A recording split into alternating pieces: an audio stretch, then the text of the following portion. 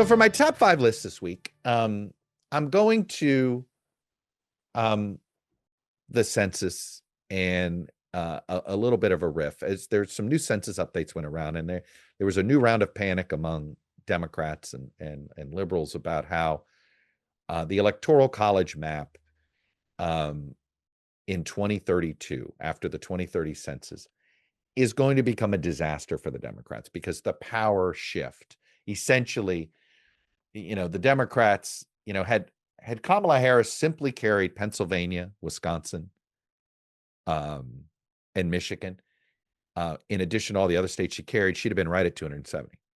By 2032, the same configuration of states would have only gotten her to 259 electoral votes.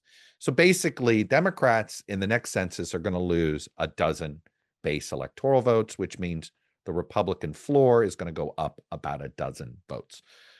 Just to give you some technical numbers, essentially, you've got Republican states, Florida, Texas, Idaho, Utah, that collectively are going to net anywhere from, say, 10 to 12 congressional districts, which means electoral votes.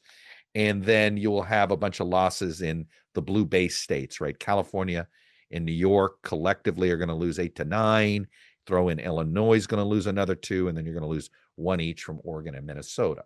Never mind some of the swing states that you're going to see some shifts in, right? Pennsylvania, Michigan, and Wisconsin each lose 1, but North Carolina, Arizona, and Georgia will each gain 1. So in that sense, the swing states, the numbers are going to be the same, but it is going to mean that the blue wall is not going to be the important thing. It's the Sun Belt purple wall that's going to matter more. Of Georgia, North Carolina, Arizona are going to be at least as important, if not more important, than the trio of Pennsylvania, Wisconsin, and Michigan.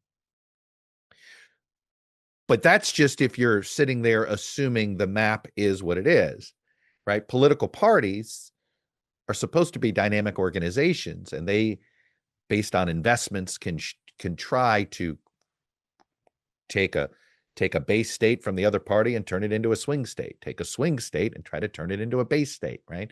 Virginia and Colorado, Democrats successfully took what were swing states and turned them into base states.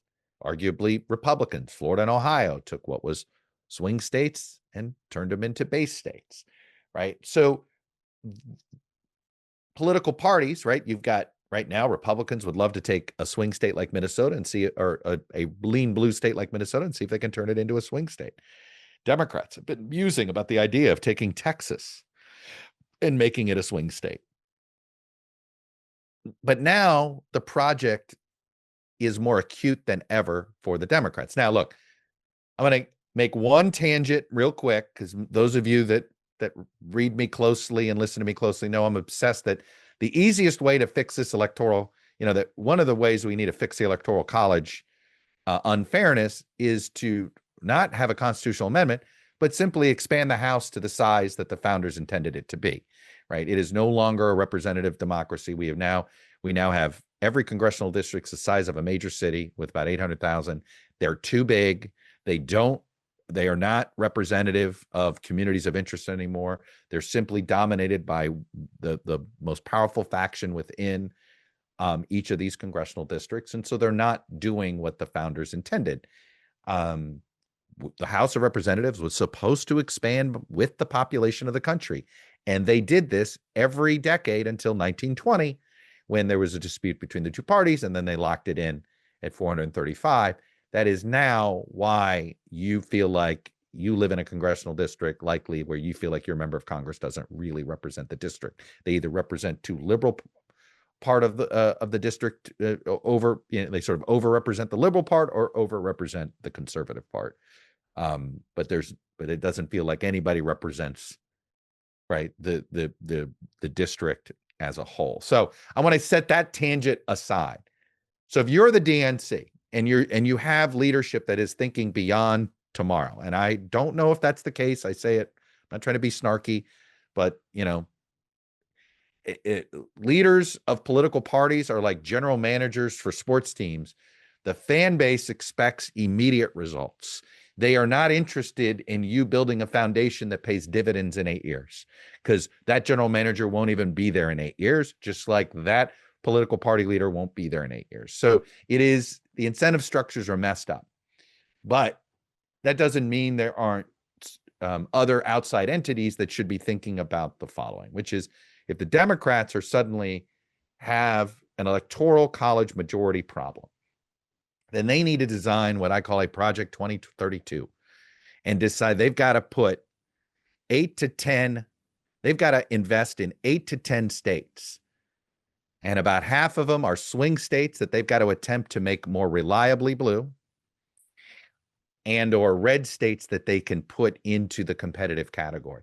They have got to expand the map, even though it doesn't look obvious that they can expand the map. So that long windup is designed so if project with 2032 presidential election in mind, with the new map that we'll have then, I give you the top 5 list of states that the Democrats should be targeting now in an effort to keep them competitive in the electoral college going forward.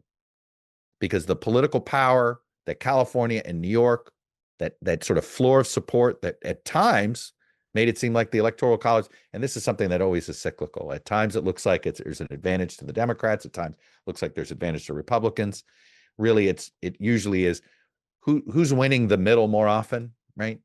Is how, and who's got the larger base. And right now Republicans have a slightly larger base than the Democrats. So with that in mind, I'm going to give you my top 5 lists of states that the Democrats have to invest in, either because they need to try to make that state more reliably competitive, or they need to try to take a state and make it competitive in the first place. So number 1 on the list is North Carolina. North Carolina by 2032 is likely to be up to 17 electoral votes. It's arguably it is trending the way we've seen with Georgia trending. It is younger. It's a bit more diverse, but it hadn't quite tipped yet, right? But it is one of the highest education to growth ratios in the state, right? It's 7% higher education than some of its neighbors. So, here they've got Virginia as a light blue state. Georgia is a model here, but North Carolina, they have multiple markets. Charlotte, Raleigh, Asheville can serve as anchors there. But the bottom line is they've act while they're competitive in North Carolina, they usually come up short, right? It's sort of what Minnesota has been to the Republicans. And yes, Barack Obama carried North Carolina once. And in that one year, they won a Senate seat. And occasionally they win Senate seats, just like Republicans occasionally win statewide in Minnesota. There seems to be a hard cap of about 48% in most federal elections. Ditto in Minnesota for the Republicans, ditto for that in North Carolina. They've got to change that. And North Carolina's been a state that it's always like was on the periphery of targeting in the swing state. Yeah, we're going to target North Carolina the same way they would say, yeah, we might target Florida back in 2012 and 2016. And sometimes they did and sometimes they didn't. Now they've got to treat North Carolina the same way they treat Wisconsin and Michigan. It's got to be that sort of, it's got to be treated on another level. So that's number 1. North Carolina, in some ways, I don't know if a Democrat's going to get elected president without carrying North Carolina and Georgia at the end of the day. When you start to look at this and the way trends going and the demographic makeup of the Democratic Party versus what we're seeing in the Republican Party, aging and smaller populations, I suspect over time, Pennsylvania and Wisconsin's going to start drifting right, which means Democrats have to figure out how to turn Georgia, Arizona, and North Carolina collectively into the new trio, into their, that's going to be the new wall, right? It's either a red wall for the Republicans that Democrats can't penetrate, or it becomes the building blocks of a Sunbelt blue wall. But either way, the anchor of it is likely North Carolina. Number 2 on that list, I think of targeting, is a bit of a reach state, but it's Texas. Texas more than Florida right now. It's I think the trend lines in Florida, for some demographic reasons with the Latino population, in some ways I think Hispanics are more gettable for Democrats in Texas than Hispanics are in Florida. they're more swing votery in Texas than they are in South Florida. So I think that when you start to just look at the numbers, they're there. Texas is just getting a lot of new residents, and just like how Florida transitioned in the 90s from being a fairly reliable Republican state to becoming a swing state. First, Clinton carried it in 96, and then of course it became the single most important state in 2000, in 2004. That's the sort of reasoning and rationale why Texas has to be a focal point. And the fact is, rhetorically, the Democrats have talked about Texas for a long time. They've never actually put their money where their mouth is. Maybe this year's Senate race, if it's indeed competitive, if Ken Paxton is the Republican nominee, that jumpstarts interest in it. But I would argue, regardless, they have to treat Texas like a swing state, even when it's not, in order to get that state comfortable supporting a Democrat by 2032. It's not going to happen overnight. And that's why it's sort of like, again, I go back. It is hard to get political parties to think more than a election cycle ahead. That's not how the incentives work. But when thinking this far in advance, that's why Texas arguably is number 2, because it's going to be very expensive, and you just got to plod along. Number 3 on my list is a state that I talk about all the time. It's a head scratcher to me that Democrats really don't focus on it, and it's Kansas. We've seen this now, 2 different two-term Democratic governors over the last 16 of the last 24 years have had Democratic governors, and they've won due to Republican overreach. But they've also won because you've seen, you have a growing, look, the biggest sort of way to find out if a state will inherently lean red or blue is, the number of college grads. Well, Kansas is one that Kansas and Missouri are kind of going in the opposite directions. You've got the growing suburbs of Kansas City in Kansas that have basically taken what used to be a lean red district and turned it into a lean blue district. Both Wichita and Topeka are growing. You've got 2 big state schools in Lawrence and in Manhattan, Kansas and Kansas State. And so when you look at the sort of formula that Democrats have used to succeed in places like Wisconsin or Michigan, or let's see, smaller states like Nevada, I could argue that Kansas looks more like that. Look, I get the sort of the historical trends of Kansas, but Kansas is not as, yes, there's MAGA in Kansas, but there's sort of this Kansas Republican that is different than the MAGA makeup as well, where Missouri, it's funny, Missouri feels more like a Southern state and Kansas feels more like a Midwestern state. And Democrats, I think right now have a better shot, particularly among white voters in Kansas, winning those folks over than they do winning the white voters of Missouri. Number 4 on the list, very similar argument to North Carolina. It's Georgia.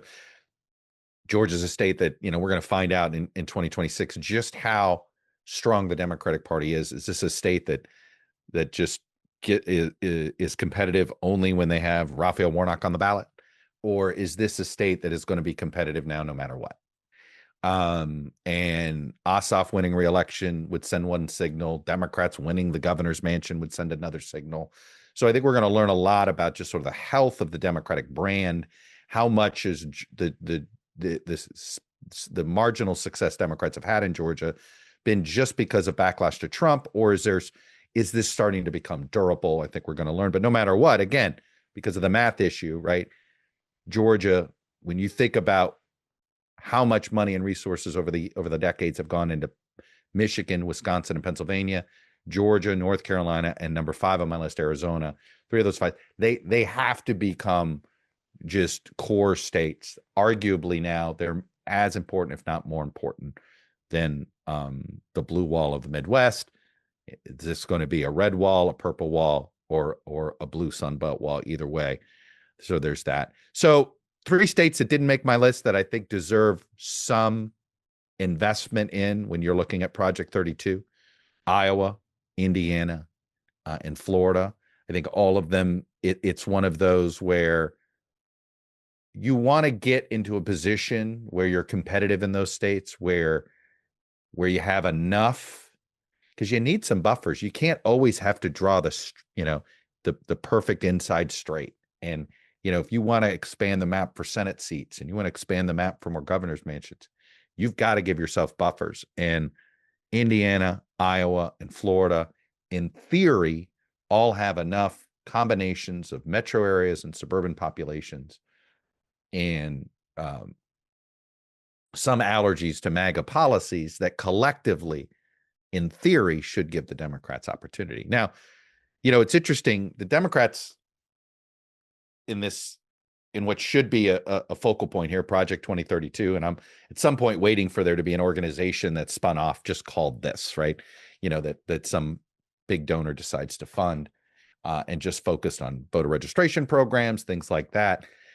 Is when the Democrats decide what their early calendar looks like. And they just over the last week greenlit 12 states that plan to petition to be in the early primary window for presidential politics. If the Democrats are thinking long term, they should be thinking about these 4 states as this decision as an opportunity to invest in Project 2032 for them. How to strengthen their ability to get a few more states in play, expand the map, right? So I wanted to look at their 12 states and see where they overlapped with states that perhaps they need to strengthen in order to keep themselves competitive in a presidential by 2032. So the 12 states they put in, out of the East, it was Delaware and New Hampshire. Out of the Midwest, Illinois, Iowa, and Michigan. Out of the South, Georgia, North Carolina, South Carolina, Tennessee, Virginia. And out of the West, Nevada and New Mexico. So and the top 5 list, Georgia and North Carolina are overlaps. I think on the, I've said this before on the early state stuff, the bigger the state, the more ineffective that state can be at being sort of a fairness, because with the bigger states then rewards those with big money. And both Georgia and North Carolina are expensive states. So while I think you could argue this in theory, having them as early states, having more Democrats campaign in them all the time could serve to over time invest them. I don't know if they're the best states to create a level playing field for those candidates with big money and those candidates that don't have big money at the beginning. That would be the 2 negatives, right? Just very expensive states to advertise in. But having them as early states where Democrats are just always traveling to a Georgia or North Carolina, certainly I think that is why Iowa stayed in the battleground, even though demographically Iowa looks like a state that should be darker red than it is. Iowa, obviously, I think this is a way on the smaller state scale. I was disappointed to see that either Kansas didn't apply or there was no interest. I saw that Nebraska didn't do this either. So when you look at it, the only viable small states that applied for the early state window for the Democratic presidential primaries was Iowa, right? The other 2 in the Midwest are Illinois and Michigan. Again, too big, too expensive, will only be there to help the big name candidates. It doesn't really work as a good early test. Where Iowa, you have to campaign in rural parts of the state in order to win, versus Illinois and Michigan, you don't have to campaign in the rural parts of the state in order to win. The most interesting state that's on there that's got advanced for consideration to be in the early state window is Tennessee. And I want to close with Tennessee because Tennessee is a state that has been a head scratcher to me. 20 years ago, I thought Tennessee was going to be a part of Georgia and North Carolina, right? You always said Florida was the first state in the Sun Belt that became competitive. And then the question was, okay, which ones are going to go next? And if you went by sort of socioeconomics, where we were seeing more people moving to, right? Georgia, North Carolina on the list, but so is Tennessee. And Tennessee is actually become more Republican, not less Republican over the last 20 years. Is that going to continue? Does the growth of Nashville, does that sort of the bigger it grows, the more it becomes sort of Austin meets Las Vegas, which then creates your sort of suburban, and you just get more non sort of cultural Southerners in your electorate. It's certainly something that I think a lot of us election observers have been waiting to see, and there's been very little evidence of it. I mean, if this were happening, that Tennessee special in December would have seen a flip. Well, we didn't see a flip, right? It was a little bit more competitive, but it wasn't necessarily a flip. So, part of it is, you could say, the election lines. I do think Democrats have a Memphis problem in the state, meaning Memphis is it's a city that is it's not what it was 30 years ago. It feels as if, and there's this, whether it's fair or not, this perception, well, it's a Democrat-run city and it's poorly run, and et cetera, et cetera. And Republicans have weaponized sort of Memphis a long time to win elections. It's been sort of something they've done, been sort of Memphis has been used as sort of a code word for race. And but when you look at the electorate in Tennessee, I know that if I were a strategist over at the DNC, I'd be thinking, yeah, Tennessee's a reach state, but here's a state that's got something in common with Virginia, something in common with North Carolina. Maybe more resources into this state opens some doors here. I found of all the states that made it through in the top 12, the one that, which one of these is not like the other? It was Tennessee. But I'll tell you, if you went back 30 years, a lot of us election forecasters would have said Tennessee was one of the states that we expected to start to sort of, I think a lot of people saw the South sort of splitting into sort of, the South, a more cosmopolitan South, the quote, new South, right? And the sort of old South, deep South, however you want to describe it. And there was you had sort of your Tennessee, your North Carolina, your Georgia, your Virginia in one area, Florida in one area, and then your Alabama, your Mississippi, your Louisiana, South Carolina in another area. So it is mostly broken along those lines, but not totally. And Tennessee has been interesting. I know my friend Brad Todd has a lot of theories there. He thinks that Tennessee Republicans have benefited from a lot of Midwestern refugees, if you will, sort of Midwestern conservatives who have left the higher tax states of Ohio, Illinois, Michigan, and have not moved all the way south, but moved to Tennessee, a low-income tax state. So he says one of the ways you notice it is if you go in the suburbs, some of these suburban communities in Nashville on a fall Saturday, you don't see Tennessee flags. He goes, you see a lot of Ohio State, Michigan, Purdue, Indiana flags. So that's been, it's an interesting anecdote. I think it's one worth processing. But the reality is this: Democrats have a major problem on their hands come 2032. And if they start worrying about it in 2031, it's going to be too late. So if they're going to launch Project 2032 now, let me go through it again. The 5 states they should be focusing on: North Carolina, basically the Sun Belt purple wall of North Carolina, Arizona, and Georgia. And then I'd throw in Texas and Kansas. They've got to expand their map. And then maybe you dabble in Indiana, Iowa, and Florida. And then, of course, we'll see what they do about Tennessee. But if the party doesn't start thinking that way, they could get locked out of the presidency for a generation.